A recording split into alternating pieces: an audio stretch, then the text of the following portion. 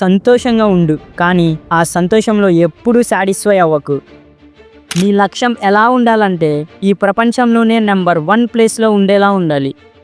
అత్యంత ప్రమాదకరమైన వ్యక్తి వినేవాడు, ఆలోచించేవాడు మరియు గమనించేవాడు.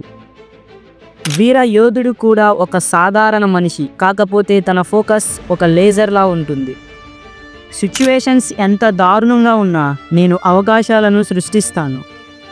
విజయం గమ్యాన్ని చేరుకోవడంలో కాదు, ప్రయాణం చేయడంలోనే ఉంటుంది. నువ్వు జీవితాన్ని ప్రేమిస్తే సమయాన్ని వృధా చేయకు, ఎందుకంటే జీవితం సమయంతోనే రూపొందించబడింది. మనిషిలోని అన్ని ఉన్నత సామర్థ్యాలకు కాన్సంట్రేషన్ మూలం.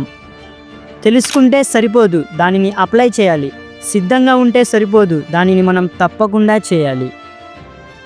నీ మనస్సును ఖాళీ చెయ్యి. రూపం లేనిదిగా ఉండు, ఆకారం లేని నీరుగా ఉండు. ఇప్పుడు మీరు నీటిని ఒక కప్పులో పెట్టండి, అది కప్పుగా మారుతుంది. మీరు నీటిని ఒక బాటిల్లో పెట్టండి, అది బాటిల్లా మారుతుంది. మీరు దానిని టీపాట్లో ఉంచండి, అది టీపాట్గా మారుతుంది. ఇప్పుడు ఆ నీరు ప్రవహించవచ్చు లేదా అది దేనినైనా క్రాష్ చేయవచ్చు. కాబట్టి నీరుగా ఉండు మిత్రమా. మనలో శక్తి ఫిజికల్ కెపాసిటీ నుంచి రాదు, ఇది లొంగని సంకల్పం నుండి వస్తుంది.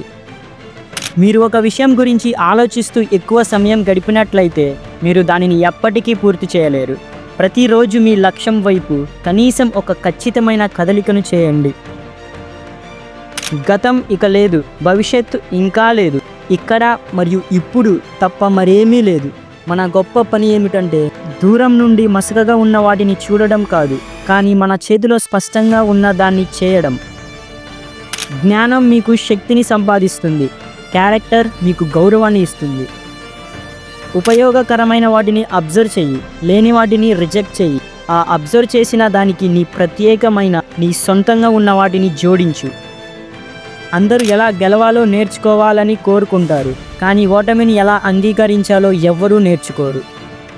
ఇది చంద్రుని వైపు చూపుతున్న వేలు లాంటిది. వేలుపై దృష్టి పెట్టవద్దు, ఎందుకంటే మీరు ఆ స్వర్గపు కీర్తిని కోల్పోతారు.